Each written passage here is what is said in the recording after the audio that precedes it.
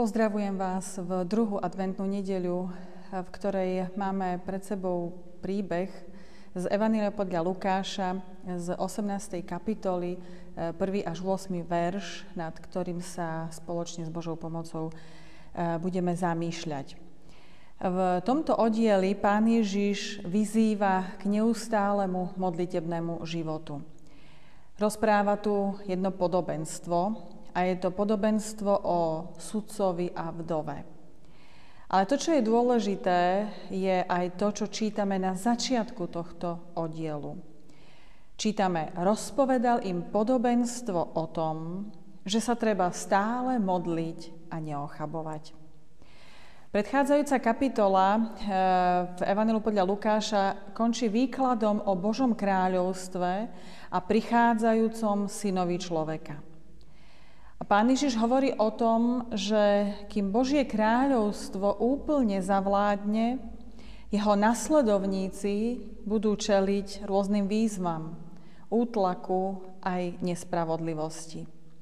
A preto ich, ale aj nás, Pán Ježiš vyzýva k tomu, aby sme sa neustále modlili, pretože práve modlitba je zdrojom síly aj v čase očakávania. Toto podobenstvo hovorí o istom sudcovi, ako čítame, v jednom meste bol sudca, ktorý sa nebál Boha, ani človeka sa nehanbil. V tom meste bola aj vdova, ktorá k nemu chodila s prosbou: zastaň sa proti môjmu protivníkovi. On síce dlho nechcel, no potom si povedal: čo sa aj Boha nebojím a človeka sa nehanbím, zastanem sa tej vdovy, keď ma už toľko unúva. Nech ma napokon nedokaličí. Sudca je tu v tomto podobenstve opísaný ako človek, ktorý sa nebojí Boha a ani človeka sa nehanbil. Ide teda o typ človeka, ktorému chýba spravodlivosť, empatia a úcta k vyšším princípom. Je opakom sudcu zo Starého zákona, kde bol sudca ustanovený na to, aby sa zasadzoval predovšetkým v prospech chudobných a tých, ktorí žili na okraji spoločnosti, aby ich vyslobodzoval z neprávosti a z moci bezbožníkov. Sudca, ktorý je tu opísaný v tomto podobenstve, teda nie je sudcom, ktorý by sa zastával chudobných a tých, ktorí žili na okraji spoločnosti. Nezaoberá sa prípadom vdovy, ani ho to nezaujíma a po určitú dobu ho odkladá. Ale nakoniec zmení to svoje stanovisko, ale nie je to preto, že by mu záležalo na vdove, ale preto, aby sám mal od nej pokoj. Aj sám o sebe v tej jeho reči hovorí a odhaľuje sa a predstavuje ako vedome bezohľadný človek, ktorý je zameraný len sám na seba. A ak by sme to zobrali z takého širšieho kontextu, tak tento sudca môže reprezentovať obraz skazeného sveta. Sveta, v ktorom vládne ľahostajnosť voči tým, ktorí sú zraniteľní.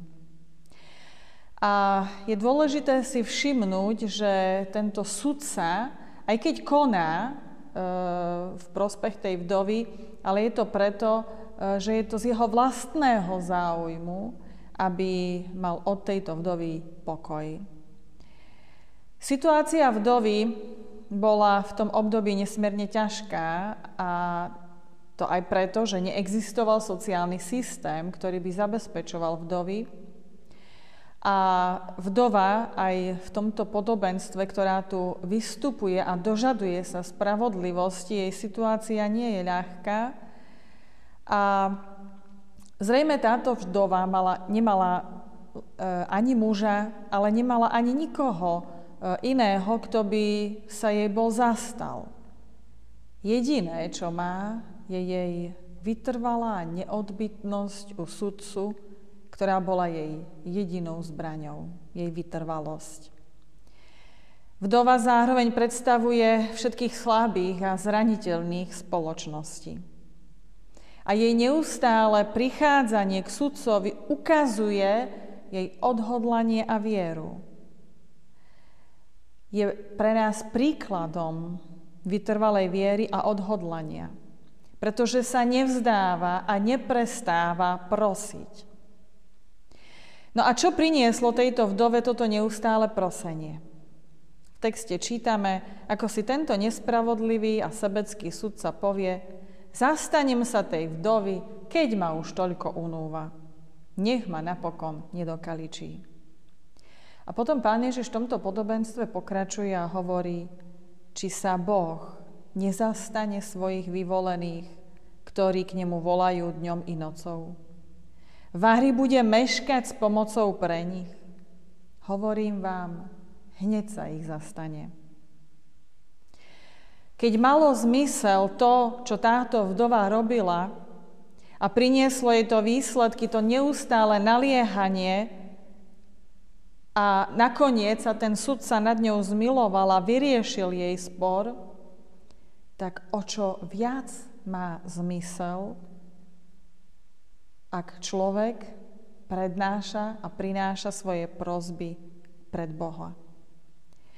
Pretože Pán Boh nie je ako tento sudca z tohto podobenstva, ktorý je sebecký a ktorý myslí iba na seba. Pán Boh je Bohom lásky, milosrdenstva. Počuje naše modlitby a odpovedá na ne podľa svojej vôle a podľa svojho načasovania. A zatiaľ, čo vdova prichádza k tomuto sudcovi sama a nemá nikoho, kto by sa za ňu prihovoril, my nemusíme predstupovať pred Boha a nášho nebeského Otca s prosbami sami. Máme niekoho, kto sa u nás prihovára, u nášho nebeského Otca, a to je Pán Ježiš Kristus. A v jeho mene môžeme predstupovať pred Boha. A vieme, že tie naše prosby a tie naše modlitby nie sú pre neho záťažou, ale radosťou. A ten príklad tej vdovy, ktorá bola vytrvalá vo svojich prosbách, v tom nám Pán Ježiš ukazuje, že modlitba nie je nejaká jednorázová činnosť, ale že je to trvalý a dôverný vzťah s Bohom. Vytrvalosť totiž znamená neprestávať sa modliť ani vtedy, keď je odpoveď vzdialená. A keď sa nám zdá naša situácia, naša životná situácia, v ktorej sa nachádzame, neriešiteľná z toho nášho pohľadu. Pán Ježiš nás v tomto podobenstve učí, že nesmieme byť pasívni a že modlitba je veľmi dôležitá, pretože vytrvalá modlitba nás posilňuje, aby sme vydržali aj v ťažkých chvíľach. A modlitba a náš modlitebný život, a každý sám si tak môže zhodnotiť ten svoj modlitebný život, aký je. Ten modlitebný život, to aký je, hovorí aj o našom vzťahu k Bohu. Modlitba je spôsob, ako s Bohom komunikujeme, ako hľadáme Jeho vôľu, ako sa ním nechávame viesť, ako mu dôverujeme.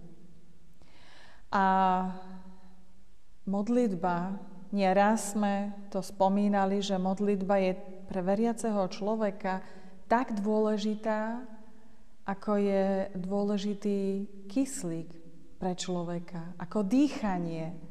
A tak ako sa nedá žiť bez kyslíka, ako sa nedá žiť bez toho, aby človek dýchal, tak sa nedá žiť bez modlitby. A nielen naše pľúca, ale dokonca každá jedna bunka nášho tela dýcha a potrebuje kyslík. A bez neho by sme nemohli žiť v tejto časnosti. A práve tak je to aj v tom duchovnom živote. Práve tak je modlitba pre veriaceho človeka takým dýchaním, bez ktorého nemôžeme byť a nemôžeme žiť životom viery. A zároveň si je dôležité uvedomovať, že modlitba je obrovský dar. Je to priestor, v ktorom sa stretávame s Bohom. Je to priestor, kde smieme prichádzať k Bohu a prinášať všetko, čo máme na srdci. A taktiež môžeme v tom priestore modlitby poznávať tú Božiu vôľu a spoznávať Boha. A je nesmierne dôležité tie modlitby predkladať Bohu tak, aby vychádzali z hĺbky nášho srdca. Pretože veľakrát sa stáva, že tie naše modlitby sú trochu povrchné, kedy prídeme a vymenujeme všetko, čo by sme od Boha chceli a čo žiadame, alebo jednotlivé veci, ktoré sa nám dejú. Ale je dôležité sa stíšiť a počuť aj ten Boží hlas, pretože že modlitba má byť takisto dialóg a ísť do hĺbky. Modlitba nemusí mať kvetnaté slova, ale má vychádzať z hĺbky nášho srdca, z nášho vnútra, kedy sa učíme hľadať tú Božiu vôľu a nehľadieť len na seba, na tie naše záujmy a na tie naše potreby, ktoré žiadame a potrebujeme, ale ísť do hĺbky a nechať, aby Boh nám dával poznávať to, čo je pre nás dôležité. Hľadať Jeho vôľu a nechať sa ňou viesť. A veľmi dôležitá je potom v závere tohto podobenstva otázka, ktorú Pán Ježiš kladie, ktorá ostáva výzvou, kedy Pán Ježiš sa pýta, či nájde Syn človeka vieru na zemi, keď príde. Odpoveď na túto otázku si musí každý z nás položiť sám a odpoveď na táto odpoveď závisí od každého jedného z nás. A preto buďme tými, ktorí vytrvajú v modlitbách a vytrvajú v živom vzťahu viery s Pánom, až kým nepríde, až kým sa nesplní a nenastane Božia vôľa, buď vtedy, keď Pán rozhodne a povolá si nás k sebe z tejto časnosti a tým sa ukončí ten čas milosti, kedy môžeme Jeho hľadať aj nachádzať, alebo keď Pán Ježiš znova nepríde v sláve a v moci, ako na ňo očakávame aj v tomto adventnom čase. Amen. Poďme a pomodlíme sa. Ďakujeme Ti, dobrotivý a láskavý náš Pane, za to, že nás miluješ, že sa nás ujímaš, nás všelijako biedných a všelijako pokrivených hriechom. Ďakujeme Ti, dobrotivý a láskavý náš Pane, za ten dar modlitby, ktorý si nám dal. Za ten vzácny priestor, v ktorom sa smieme stretávať s Tebou, kam smieme pre Teba prinášať všetko, čo máme na srdci a kde smieme, Pane, poznávať Tvoju vôľu a nechať sa ňou viesť.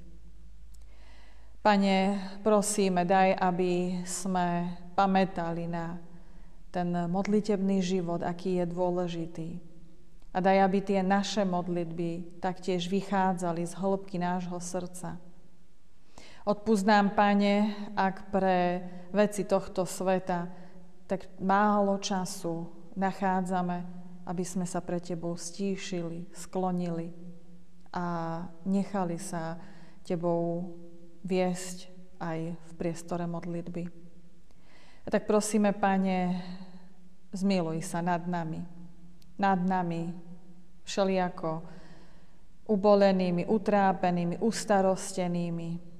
Prosíme, posilňuj nás vo viere a posilňuj nás práve v tých vzácnych chvíľach, v modlitbách a prosíme, Pane, aby aj v tomto adventnom čase sme smeli kráčať vierou a očakávaním Tvojho príchodu.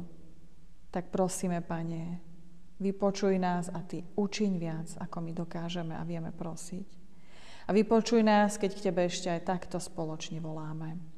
Otče náš, ktorý si v nebesiach, posväť sa meno Tvoje, príď kráľovstvo Tvoje, buď vôľa Tvoja, ako v nebi, tak i na zemi.